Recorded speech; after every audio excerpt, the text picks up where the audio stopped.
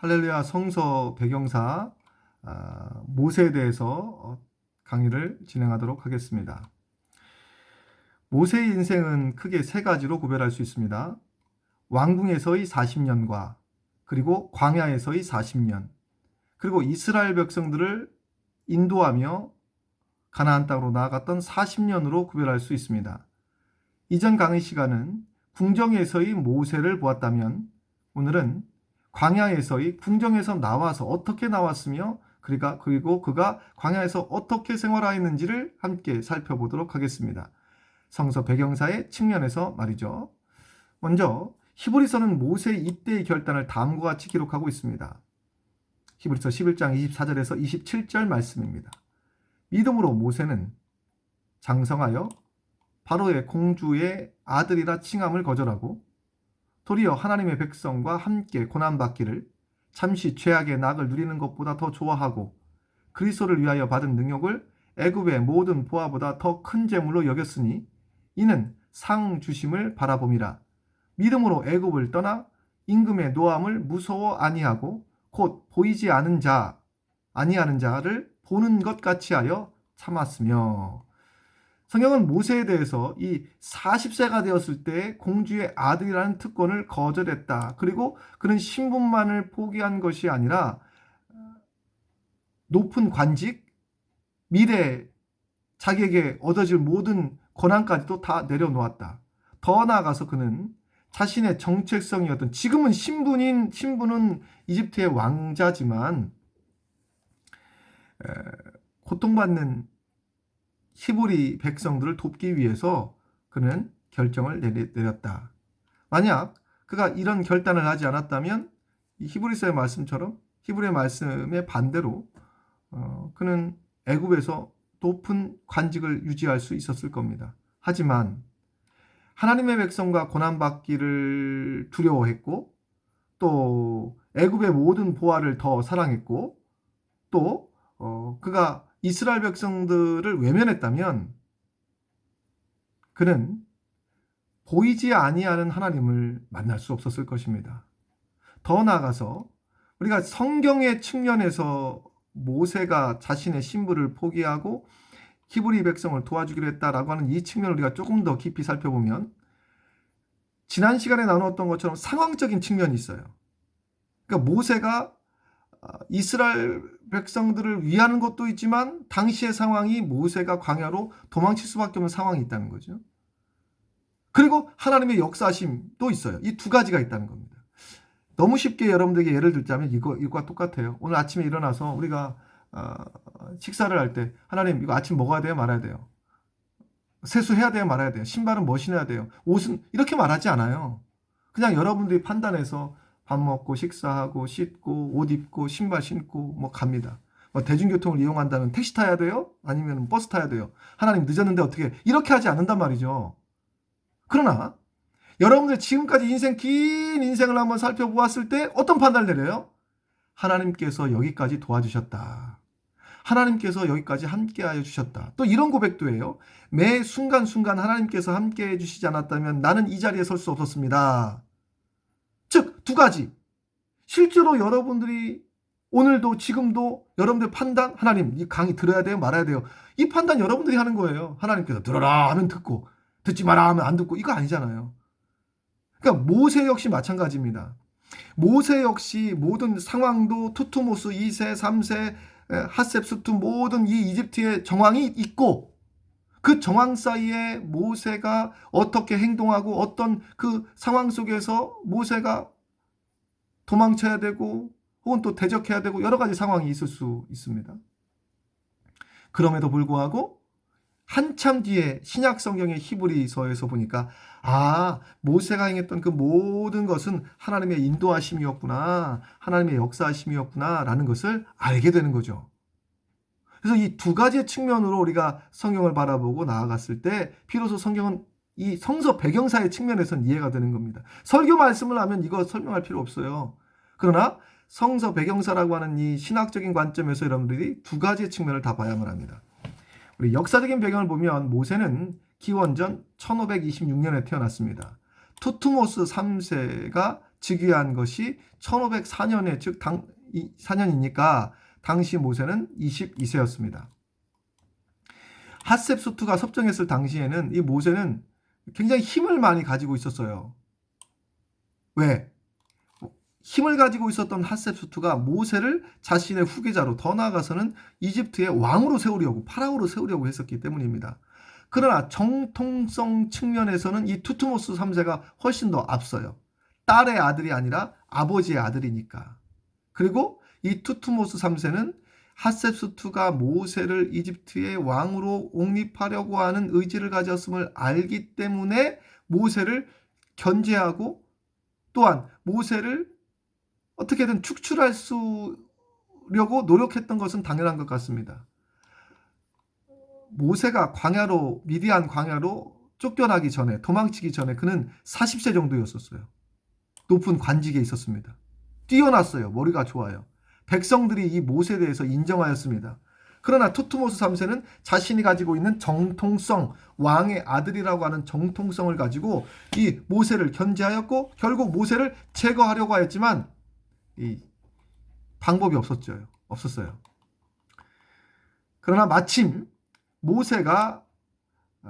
모세는 이 감독이 히브리인을 학대하는 것을 보자 그를 죽여서 매장하였습니다.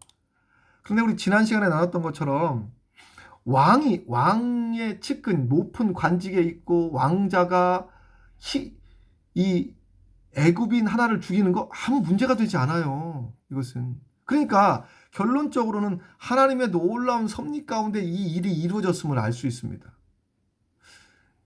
모세가 애굽인 하나를 죽였다고 해서 문제가 되지 않았고 또 모세도 그런 마음이 없어야 되는데 그는 자신 마음에도 죄책감을 가지고 있었고 또 이 일을 빌미로 해서 왕은 파라오는 모세를 죽이려고 하였습니다.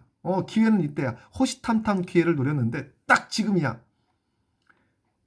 여기서 두 가지 선택이 있을 수 있어요. 소위 말하는 쿠데타를 일으키는 거죠. 이 모세가. 지금까지 자신들의 측근이 왜 없었겠습니까? 그들과 함께 이 왕과 대립하고 대항하고 싸우는 거예요. 이것은 완전히 세상의 방법이죠. 이것은 하나님께서 이끄시고 주장하시는 모세가 아니라 그냥 애굽에 누가 있었는데 그 누가 나일강에서 버려졌다가 공주 핫셉수트라고 하는 공주에 의해서 건짐을 받았고 교육받았다가 왕과 이 정치적인 싸움에 있어서 왕이 이 사람을 죽이려고 하자 거기에 대항해서 쿠데타를 일으켰다. 뭐 이렇게 끝나는 거예요. 그럼 모세는 모세잖아요. 하나님의 이끄심이 있지 않습니까? 그래서 모든 일들이 다 결합되어서 그는 40년 동안 쌓아왔던 모든 것들을 포기하고 미디안 광야로 도망합니다. 여기서 성경에서 등장하는 모세가 아니라면 벌써 어차피 죽을 거 한번 싸워보자 라고 하지 않았을까요? 조선시대 때 이것들이 굉장히 많이 나오는데요. 형제들끼리 뭐 싸움이나 반란이나 역시 마찬가지입니다. 그렇다면 이 도피 이유를 살펴보면 살인사건은 모세의 집에서 멀리 떨어져 있는 고센 땅에서 발생했어요. 테베라고 하는 곳은 그 지도상으로 남쪽에 위치하고 있고 고센 땅은 북쪽에 위치하고 있습니다. 이 모세는 관직 수행하고 있었어요. 관직 수행하고. 그래서 이 상황적으로는 사실 이해가 되지 않습니다. 애굽 관리는 모세 앞에 넙죽 엎드려야만 합니다. 히브리인들도 마찬가지죠. 그런데 히브리인들이 이미 알고 있었는가 봐요. 저 모세가 히브리인이었대. 그가 그 요게벳의 아들이었대. 그러니까 애굽의 높은 관리 왕자임에도 불구하고 그들은 모세 앞에서 아주 대놓고 이야기를 하는 거예요. 그때도 마찬가지고 나중에도 마찬가지입니다. 적대관계였던 이 투트모스 3세는 이 사건을 빌미로 모세를 제거하려고 하였습니다. 모세는 자신이 노예 혈통인 외국 신분 히브리인이라는 이 사실이 드러나자 신분의 위협을 느끼고 급히 도주하였습니다. 그리고 본격적으로 우리가 알고 있는 미디안 광야의 40년이 진행이 되는데 왕궁에서 배운 지식 40년과 광야에서 배운 지식 40년은 이 이후에 이스라엘 백성들을 이끌고 가는 그 하나님의 가나안 땅으로 나아가는 그 40년을 이스라엘의 지도자로서 온전하게 감당할 수 있는 그런 능력의 현장이었습니다. 왕궁에서 배운 지식과 광야에서의 현장성이 결합하여서 민족의 지도자로 그는 완성되는 그런 시기가 바로 이 시기였습니다. 미디안 광야에서 40년 동안 그는 모세는 배우는데요. 이 40년 동안 성경은 굉장히 그 40년의 기술이 짧아요. 앞에 왕궁에서의 40년 그 길지 않지만 이보다는 길어요. 그리고 그 뒤에 이스라엘 백성들을 이끄는 40년이 가장 길고요. 그게 핵심이니까. 그러나 모세의 40년의 광야는 그 어떤 것도 빼놓을 수 없는 귀한 훈련의 시간이었습니다. 사도 바울 역시 다메섹 도상에서 그리스도 예수를 만나고 그가 다메섹에 가서 선지자에게 아나니아에게 치료를 받고 바로 그때부터 주의 길을 본격적으로 들어선 것이 결코 아니었습니다. 그는 갈라디아서에 보면 아라비아 사막에서 그는 많은 세월을 그곳에서 보냈습니다. 무엇했을까요? 기도했겠죠. 그리고 이방인의 사도로 하나님께서 쓰임받을 수 있도록 사도 바울은 광야에서 훈련을 받았습니다. 모세 역시 미디안 광야에서 훈련을 받았고 또 바울 역시 훈련을 받았습니다. 우리 주님 역시 공생의 기간을 하시기 전에 주님께서는 광야로 나아갔습니다. 40일 금식을 하셨죠? 그리고 사단의 시험도 받으셨습니다. 이처럼 광야는 많이 기록되지 않습니다. 모세의 미디안 광야 40년 많이 기록되어 있지 않아요. 예수님의 40일 광야 정말 한 구절, 몇 구절밖에 되지 않습니다. 바울의 아라비아 사막에서 그 광야에서의 생활 정말 짧게 기록하고 있었습니다. 그러나 그 시기는 결코 의미 없는 시간이 아니라 하나님께서 훈련하시고 역사해 주시는 기간. 스프링이 있으면 스프링을 이렇게 누르고 이렇게 눌렀다가 떼면은 탕 튀어오르는 것처럼 광야의 시기는 모세건 혹은 바울이건 이 스프링을 누르는 이런 과정들입니다. 누르고 옛 때를 벗어버리는 거죠. 모세의 예전 왕궁의 때를 벗어버리고 하나님의 사람으로 거듭나는 기간, 과정. 이전 유대교의 신봉자로서 또 더 나아가서는 세상의 학문을 가장 많이 가지고 있는 그런 사람으로서 그 모든 때를 다 벗겨내는 그 순간들이었습니다. 본격적으로 모세는 지식과 현장성이 결합한 민족의 지도자로 설 수 있었습니다. 이때 그의 인생의 또 파트너를 만납니다. 이드로라고 되어 있고 또 루엘이라고도 되어 있는데요. 미디안 제사장이었습니다.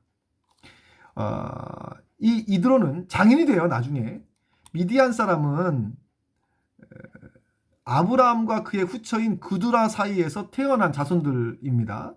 이스라엘 백성들에게는 먼 친척 관계에 위치하고 있어요. 미디안의 제사장이었던 이드로. 이 이드로는 미디안의 제사장이었지만 현자로 묘사가 됩니다. 성경에는 정확하게 이 이드로가 하나님을 섬겼다라고 하면 참 좋겠지만 하나님을 섬겼는지 아니면 무엇을 했는지는 정확히 기록되어 있지 않아요. 단지 미디안의 제사장으로 되어 있어요. 그런데 미디안 사람들도 잘 보면 결국 아직 이 분화돼서 밑으로 내려가지 않는 그런 상황에서 그들은 그의 조상 넘어가다 보면 아브라함이 있어요. 그들도. 그래서 아브라함의 그 하나님? 그러나 중요한 것은요. 이게 처음에는 하나님으로부터 시작하지만 점점 이게 밑으로 내려올수록 변질이 돼요. 바뀌어요. 이상해져요. 그래서 우리는 끊임없이 하나님 안에서 바른 믿음과 바른 신앙을 유지해 나가야 되는데 이 미디안의 제사장으로서의 이드로는 어떤 위치였는지 어느 정도의 수준이었는지는 모르겠습니다만은 이드로가 모세를 만남으로 말미암아 하나님에 대해서 확실하게 알고 듣고 깨달았던 것만은 알 수 있습니다. 모세는 이드로와 함께 40년 동안 광야의 공동체에서 이 조직 관리를 배우고 또 지혜를 배웠습니다. 당시의 제사장은요, 가장 똑똑한 사람이 제사장 했던 거예요. 실제로 예전에 그런 말들이 있었어요. 우리나라에. 공부 못하면 신학교 간다고. 그런데 실제로 중세는요, 제일 똑똑한 사람이 신학을 했습니다. 제일 공부 잘하는 사람이 신학을 먼저 하고, 여기서 떨어진 사람이 법학하고, 여기서 떨어진 사람이 뭐 다른 거, 뭐 천문학하고 이렇게 되어 있었어요. 그래야, 왜냐하면 가장 많은 것을 알고 지적으로나 아니면 여러 가지로 윤리적으로나 완벽하게 갖춘 사람이 설교를 하거나 성도들에게 본이 될 수 있다라고 판단되었기 때문입니다.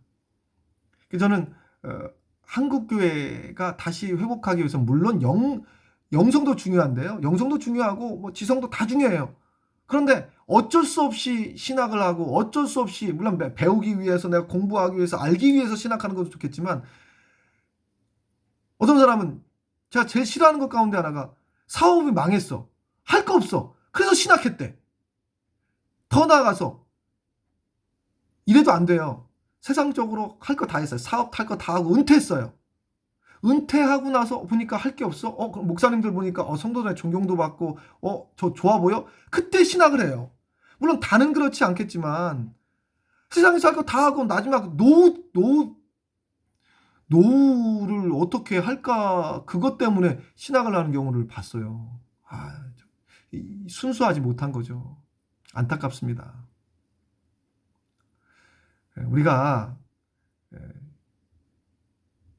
정말 바른 그리스도인으로서 혹은 하나님의 백성으로서 살기 위해서는 그 출발점 순수해야 돼요. 목적이 순수해야 돼요. 목적이. 어떤 분이 있는데 이분이 뭐 대령인가? 뭘로 예편을 냈어요. 군대를 정년퇴직하고 나니까 군대에서 연금이 나와요. 군인연금 많이 나옵니다. 군대에서 예편했는데 나라에서 한 300 몇십만 원이 나와요. 매달 죽을 때까지 300 몇십만 원이 나와요. 그러니까 걱정이 없어요. 이미 나라에서 300 몇십만 원이 나오니까 이제는 교회에서 사립이 안 줘도 됩니다. 나는 이렇게 합니다. 라고 해서 하는 사람이 있어요. 반면에 우리 지방에 한 목사님이 있는데 이분이 군대에서 부사관으로 있었어요. 이제 그때 1년만 더 채우면 나라에서 연금이 나와요. 이분에게. 지금까지 군생활을 한 것이 있으니까. 그런데 이분은 과감하게 결단합니다. 나는 그 한 1년 나는 채우지 않겠다. 그리고 과감하게 예편을 하고 신학을 하고 그리고 목회를 해요. 참 아름다운 모습이죠. 이런 경우도 있습니다. 그러나 반대로 내가 세상에서 할 거 다 하고 그리고 나중에 나이 들어서 할 거 없으니까 목회를 한다? 이거는 말이 되지 않습니다. 오늘 다시 제가 조금 옆으로 샜는데요. 다시 이 모세를 보면 당시에 이 미디안의 제사장이라고 하면 최고 똑똑한 사람이 이 역할을 감당하는 거예요. 똑똑한 사람이. 모세 역시 마찬가지입니다. 단순하게 지식적인 것이 아니라 지혜로운 자 이드로를 만났습니다. 그리고 이드로를 통해서 모세는 천부장, 백부장 제도를 제안받고 또 이렇게 행해요. 더 나아가서는 모세가 무려 40년 동안 장인 이드로의 양떼를 쳤습니다. 이거 단순한 목자가 아니에요. 눈 감아도 뭐가 어디에 있는지 다 알고 있습니다. 여기에는요, 이런 지식이 필요 없어요. 아무 쓸데가 없습니다. 이 당시에 뭐 내비게이션이 있겠습니까? 아니면 뭐가 있어요? 모세가 이스라엘 백성들을 인도하여서 가나안 땅으로 갈 때 하나님께서는 모세가 가지고 있는 전문성과 경험과 지식을 다 동원하게 하셨습니다. 먼저 광야에는요, 수백만 명과 가축을 이동시킬 때 가장 중요한 것이 물이었어요.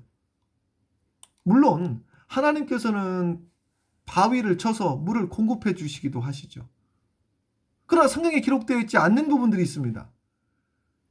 만약에 여러분들 이 물을 하나님께서 바위를 쳐서 물을 공급해 주었어요. 가축부대에 담았습니다. 또 뭐 물탱크처럼 어떤 통에다 담았다고 가정해 볼까요? 얼마나 갈까요? 생수통 얼마나 갈까요? 그리고 광야입니다. 태양볕이 내렸죠. 물 더 많이 먹을 수밖에 없어요. 물 소비량이 더 많을 수밖에 없었습니다. 사람만 먹어요? 가축도 먹죠. 여기에서 우리가 알지 못하는, 생각하지 못하는 부분들이 있는데 때때로 하나님께서 모세를 통하여서 광야에서 물을 주시기도 하시지만, 그러나 모세가 이스라엘 백성들을 이끌고 가서 어느 곳에 물이 있는지, 어느 곳에서는 저수지가 있는지, 어느 곳에는 오아시스가 있는지 모세는 다 알았다는 거죠. 만약 모세가 알지 못하고 이스라엘 백성들을 40년 동안 영도했다면 일주일에 한 번씩 바위 쳐야만 합니다. 정말 일주일에 한 번씩. 일주일에 한 번, 52주, 520번, 520번에다가 40년 동안이면은 10년에 520번, 40년, 2000번 해야 돼, 2000번. 2000번 매일 바위를 쳐서 물을 내고, 또 하나님 어떻게 해야 됩니까? 목마르다고 합니다. 모세가 미디안 광야에서 혹은 양떼를 치면서 40년 동안 그가 경험하고 체험했던 그런 경험적인 그 수치는 이후에 이스라엘 백성들을 40년 동안 인도하면서 눈만 감으면 알 수 있는 거, 어디에 풀이 있고 어디에 뭐가 있고 어디에 물이 있음을 금방 알 수가 있습니다. 여러분들은 광야 하니까 광야는 사막이네. 그래서 이스라엘 백성들이 처음부터 끝까지 사막의 길을 걸었다라고 머릿속에 상상하기가 쉬워요. 그런데 이 당시에 이 광야는 우리가 생각하고 있는 그런 사막이 아닙니다. 그래서 이 광야를 보면 그런 완전한 사막이 아니라 이 초목도 좀 있고, 때로는 비가 갑자기 내리잖아요. 비가 갑자기 내리면 어제까지만 해도 강이 없었는데 강이 생기기도 해요. 이것이 광야입니다. 지금 우리가 알고 있는 이런 사막이 아니에요. 그래서 성서 배경사를 공부하는 이유가 바로 여기에 있습니다. 여러분들은 성경만 보고 읽으면 머릿속에 상상을 해요. 지금의 관점에서 지금 사막이 이렇게 되어 있지, 지금 사우디아라비아 지역에 있는 그 시나이 반도가 이렇지. 그러니까 여러분, 그럼 수레를 어떻게 끌고 가요? 모래 위에다 수레 끌고 가는 거 쉽지 않습니다. 완벽하게 여러분들에게 말씀을 드릴 수는 없지만 지금의 여러분들이 알고 있는 사막의 모습과 당시의 모습은 결코 같지 않다. 그리고 물론 매번 하나님께서 아까 말씀드렸던 것처럼 2000번 바위를 쳐서 물을 내실 수도 있었어요. 그럴 수도 있고요. 하지만 이 모세의 경험을 하나님께서 사용하신다면 어디에 골짜기에 물이 있는지, 어디에 강이 생겼는지 이 모세는 다 알고 있었다는 겁니다. 더 나아가서 이동 경로와 전략적인 요충지인데, 모세는 광야에서 이 아말렉과의 싸움, 전투가 있었어요. 여러분 생각해 보세요. 모래 위에서 두 민족이 싸운다고요? 그렇지 않습니다. 그래서 우리가 알고 있는 그런 모래 사막이 아니라 때로는 산악 지형도 있을 수 있겠고, 또 물이 흐르는 곳이 있을 수도 있겠고, 때로는 오아시스가 있는 곳도 있을 수 있습니다. 아말렉과의 전투에서 모세가 산에 올라가서 기도했던 모습은 평지가 아니었음을 우리가 알 수 있습니다. 모세의 입장에서는 어느 곳으로 가야 지름길이고 어느 곳으로 가야 이스라엘 백성들을 잘 이끌 수 있는 길이며, 전투할 때는 어떻게 전략을 짜야 되고 누구를 내세워야 될지를 이런 지역적인 상황을 잘 보고 모세는 판단하고 터득했다는 것입니다. 더 나아가서 광야는 극심한 일교차와 모래바람이 불어오는 곳이었습니다.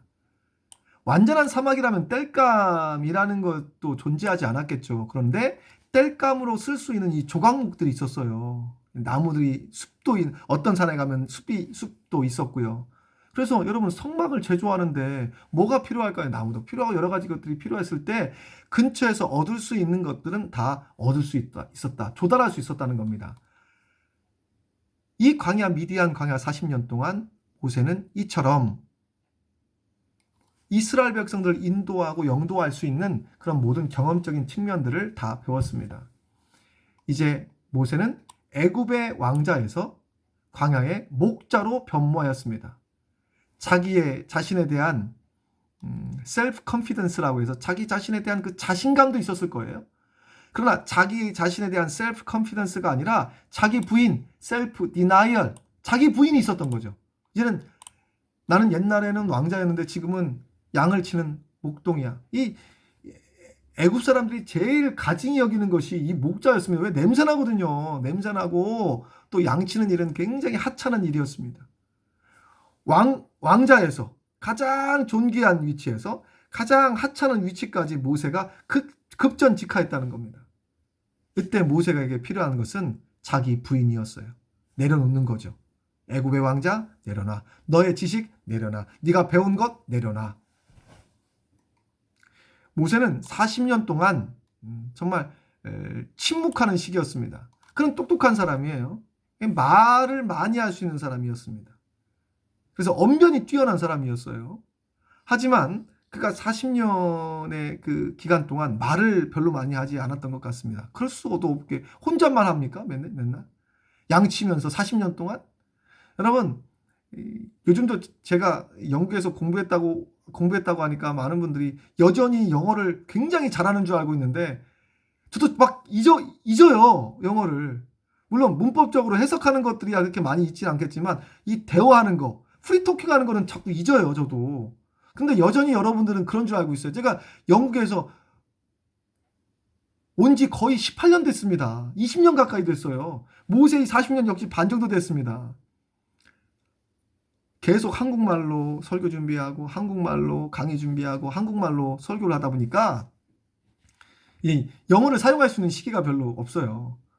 그런데 여러분들은 여전히 그런 생각을 갖고 있는 거죠. 특히 우리 백안교회 성도들 같은 경우는 물론 뭐 신학교에서도 마찬가지고 다른 분들도 마찬가지고 모세는 40년 동안 거의 침묵의 시기를 겪었습니다. 그래서 나중에 40년의 시간이 지난 다음에 하나님께서 모세를 사용하려고 해요. 그때 모세가 뭐라고 말하죠? 하나님, 저는 말이 어눌한 사람입니다. 라고 말을 해요. 그러면 그것도 이해가 되는 거예요. 왜? 40년 동안 거의 침묵의 시간을 겪었으니까 이 모세는 잊어버린 거죠. 더 나아가서 여러분 한번 생각해 보세요. 모세가 애굽에 가서 말을 할 때 애굽 말을 했겠습니까? 아니면은 히브리 말을 했겠습니까? 너무 당연한 거 아니에요? 미국 대통령 만난다는데 한국말로 계속 이야기하면 통역관이 없는 이상은 어떻게 합니까? 영어로 이야기해야지. 마찬가지로 하나님께서 모세를 쓰려고 하셨을 때 모세는 이전에 애굽말도 잘했고 그리고 히브리 말도 잘하는 사람이었습니다. 그런데 이 광야에 40년 동안 살아가면서 모세는 애굽말을 조금씩 잊는 그런 과정이었어요. 그래서 정말 솔직하게 하나님 앞에 하나님 저 말이 어눌한 사람입니다 라고 고백했던 것이죠. 그 와중에 그의 형 아론은 어떤 사람이었을까요? 형 아론은 이집트에 거주하고 있었어요. 고센 땅에. 이집트 땅에서 거주하고 있었기 때문에 이집트 말을 잘했겠죠. 히브리 말도 잘하고. 그래서 하나님께서는 아론을 내가 붙여줄 테니까 너 걱정하지 마라. 모세가 계속 안 됩니다 하자 하나님께서 분노를 표하셨어요. 그래서 이 성경 말씀은 이런 배경적인 모습을 보면 이해되지 않는 것이 없습니다. 이런 배경적인 측면을 가지고 이해를 하면 성경 말씀을 증거하기가 좋은데 이런 것을 알지 못하고 성경 말씀을 그냥 오직 믿음으로 막 증거하면 믿어! 이해 안 돼도 믿어! 이해 안 돼도 믿을 수는 있겠지만 이런 경우에 잘못된 그런 성경 해석으로 치우치기 쉽습니다. 계속해서 이어져 가면 호렙산, 신의 산이라고도 하죠. 말이 두 가지가 나와 있습니다. 이름이 그 이드로 역시 마찬가지예요. 이드로라고도 하기도 하고 누엘이라고도 하는 이 두 가지의 언어가 계속 나옵니다. 양을 치던 중에 도착한 하나님의 산 호렙산이에요. 이게 신의 산입니다. 이곳은 모세가 이미 이곳에 너무나 많이 와 있었던 곳입니다. 양떼를 치면서 여기도 방문하고 저기도 방문하고 더 정확하게 표현하면 모세는 이스라엘 백성들을 인도했던 그 광야의 길은요, 왔던 길 또 가는 겁니다. 이스라엘 백성들의 입장에서는 생소한 곳이지만 모세의 입장에서는 너무나 익숙한 곳이었어요. 이 당시에 이집트의 문헌과 마리 문서 등에 의하면 광야에 떠도는 유목민족에 대한 기록이 등장을 합니다. 특히 미디안 사람들은 이 구리와 향료 교역을 담당하는 집단들인데 시나이 반도와 아라비아 북서부를 연결하는 이 경로를 장악하고 있었어요. 그래서 모세가 이들의 사위가 되었다는 것은 당시 최고의 광야에 대한 정보망을 갖추고 있었다는 것입니다. 핫셉수투의 왕궁에서 통치 철학을 배웠다면 모세는 광야에서 생존 기술을 배웠고 이 80년의 시간은 모세가 지식과 경험을 용광로처럼 하나로 담아서 이스라엘의 지도자로 설 수 있었습니다. 투트모스 3세의 죽음과 시대적인 변화입니다. 투트모스 3세는 모세와 정적의 관계가 있었던 사람이에요. 왕권을 위해서 서로 싸웠던 사람입니다. 그런데 투트모스 3세가 죽어요. 성경의 기록처럼 여러 후에 애굽의 왕이 죽었다. 성경은 모세가 미디안으로 도망친 후 여러 해가 지났음을 명시하고 있고 이것은 역사적인 기록과 일치하는데 투트모스 3세가 이례적으로 굉장히 길게 재위를 했어요. 이것과 정확하게 일치합니다. 투트모스 3세, 모세, 다퉈서 모세가 쫓겨났어요. 이 투트모스 3세가 굉장히 오랫동안 재위기간에 있었습니다. 왕의 죽음은 그 인간적인 압제의 정점을 의미하기도 하지만 동시에 하나님께서 이스라엘 백성의 조상들과 맺은 언약을 기억하고 또 이를 계시하는 행동의 영적 신호탄이 되었습니다. 강력한 정복 군주였던 이 투트모스 3세 치하에서 히브리인들은 굉장히 가혹한 노동과 또한 물자 조달에 위해서 시달렸어요. 이건 역시 지난 시간에 말씀드렸던 것처럼 왕이 정복 사업에 나섰을 때 뒤에서 이것도 만들고 저것도 만들고 식품도 만들고 무기도 만들고 또한 갑옷도 만드는 이런 많은 일들을 히브리인들이 담당했다라고 하는 겁니다. 특히 무기또 전투가 이것은 굉장히 유명한 전투인데요. 1457년에 이 투트모스 3세는요. 가나안 연합군을 상대로 해서 굉장히 큰 전투에 승리를 하여서 대승을 거뒀어요. 이것이 이 무기또 전투인데 이것이 다 남아 있습니다. 그래서 이 투트모스 3세의 치적이 기록되어 있어요. 그는 북쪽으로는 유브라데스 강까지, 남쪽으로는 나일강 제4폭포까지. 근데 왜 나일강 4폭포냐면 나일강이요. 남쪽으로 내려가면 내려갈수록 점점 사막에 가까워져요. 그리고 상류로 넘어가면 넘어갈수록 이거 수량도 적어집니다. 그래서 나일강 어디까지? 지금의 나일강은요. 에티오피아로부터 발원이 돼요. 그래서 이집트는 에티오피아까지 가지를 못했으니까 어디까지냐? 나일강 제4폭포까지 영토를 넓혔다. 그러면 어느 정도 알 수가 있습니다. 그래서 이집트의 제18왕조의 전성기를 이루었다. 문헌적인 근거를 보면요. 이 카르낙 신전 벽면에 보면 투트모스 3세 연대기가 있습니다. 그는 17차례 원정과 승전 기록이 이곳에 기록되어 있고 그가 얼마나 강력한 통치력을 가지고 있는 인물이었는지를 증명하고 있어요. 그가 이렇게 많이 다녔다는 것은 그만큼 히브리인들은 노역과 고역과 건축에 얼마나 많이 동원되었는지를 알 수 있어요. 왕이 나가서 승리하고 돌아오면 그만큼 이스라엘 백성들은 건축물을 세워야 돼요. 건축물을. 그것을 히브리인들이 감당했다. 이젠 시대가 변했습니다. 투트모스 3세가 죽었어요. 모세에게는 두 가지의 차원의 문을 열어주었습니다. 핫셉수투의 왕자였던 모세를 추격하고 죽이려고 했던 주동자가 사라졌음을 의미합니다. 그리고 이때 모세는 80세로 이제 노인이 된 거죠. 그래서 성경은 내 목숨을 노리던 자가 다 죽였다. 역사적인 실체의 모습입니다. 또 이때가 권력 이양기의 틈이었어요. 강력한 카리스마를 가진 선왕이 죽고 그 아들 아멘호템 2세가 즉위하던 이 시기에는 내부적으로 혼란이 발생하기 쉬운 시기였고 이때가 하나님이 보시기에도 그리고 모세가 이스라엘 백성들을 이끌어가기에 딱 좋은 시기였다는 겁니다. 하나님께서는 제국이 가장 번성했지만 통제권이 교체되는 절묘한 시기에 모세를 애굽 땅으로 보내셨다. 아니 물론 하나님께서 그냥 아무 때나 보내실 수도 있어요. 하나님 역사 아시면. 그러나 하나님께서는 이 세상 역사의 주관자로서 절묘한 타이밍, 절묘한 시기를 사용하셨습니다. 즉 하나님의 준비된 시간표 안에 인류의 역사가 있는 거죠. 투트모스 3세가 이룩한 이 광활한 제국과 도로망은 이 이후에는 이스라엘 백성들이 가나안 땅으로 나아가는 그런 그 배경이 되었습니다. 그래서 이 투트모스 3세가 죽은 사건을 이렇게 신학자는 표현하고 있어요. 세상의 눈에는 위대한 정복군주의 죽음이었으나 하나님의 눈에는 당신의 백성을 구원할 모세를 다시 세우는 구원의 시간표였다. 이제 하나님께서는 본격적으로 모세를 부르십니다. 어떻게 해요? 호렙산에서 타지 않는 떨기나무 가운데서. 이 호렙이라고 하는 이곳은요, 건조한 뜻입니다. 당시에는 이 시내산과 동일시되었는데 이 떨기나무, 이 세네라고 하는 것인데 이 떨기나무는요, 사막에서는 흔히 볼 수 있는 이 아카시아 나무입니다. 사막이라고 해서 모래사장이 아니에요. 그냥 조금 건조한 땅이라는 뜻으로 여러분 해석하면 되겠습니다. 그래서 여름에 비가 많이 내리지 않았을 때의 그 땅의 모습을 생각하시면 돼요. 그런데 모세는 놀라운 일들을 봅니다. 불은 붙었으나 타지 않는 모습. 바로 이스라엘 백성 위에 임재하시는 하나님의 불을 상징하는 이 가시떨기 나무의 하나님을 발견합니다. 만나는 거죠. 그리고 애굽에 그 어떠한 압제가 있어도 하나님의 백성은 멸절되지 않는다.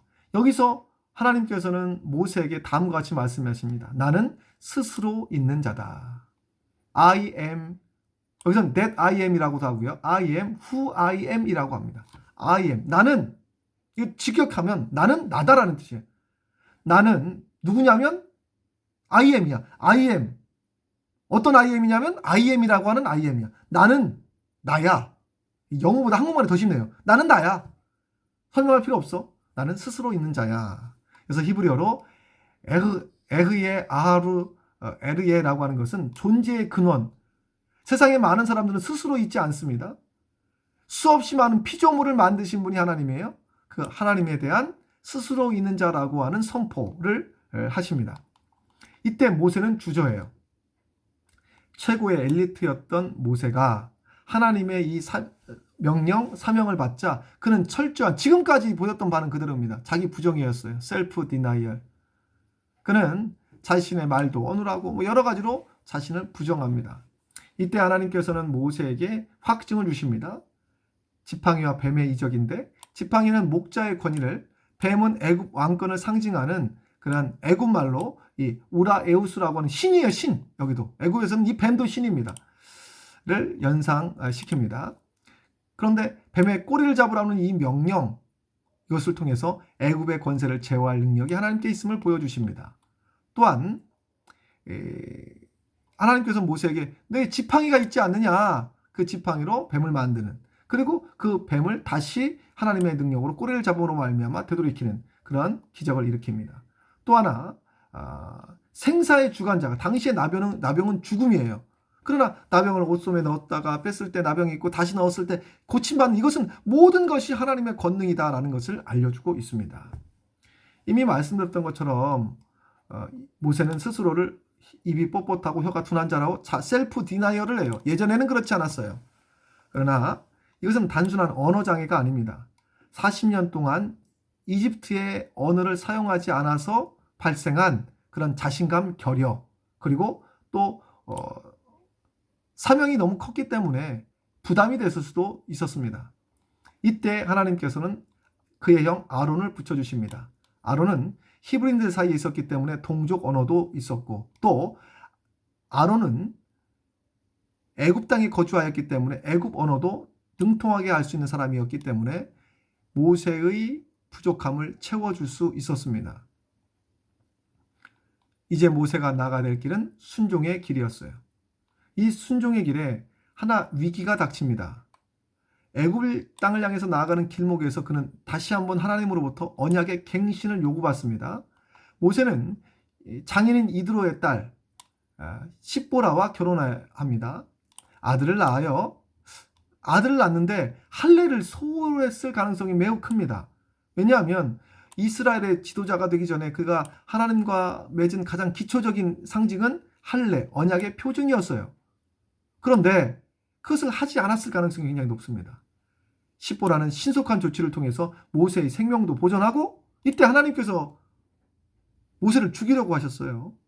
왜냐하면 모세가 하나님과의 그 언약의 관점에서는 깨끗하지 않다라고 하나님께서는 판단하셨기 때문입니다.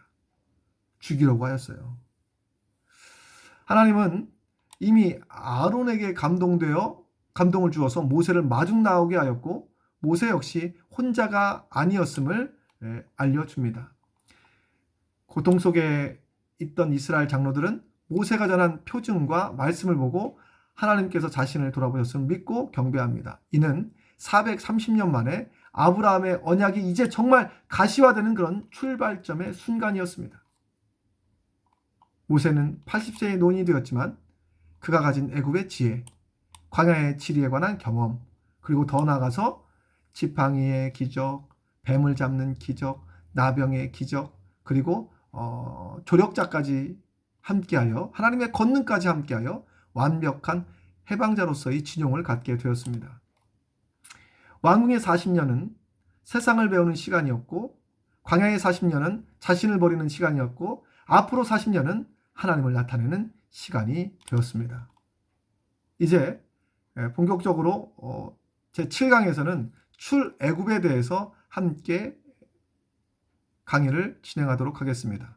기대하는 마음으로 7강에는 하나님께서 어떻게 이스라엘 백성들을 이끄셨는지를 함께 나누어 보도록 하겠습니다. 지금까지 모두 수고하셨습니다.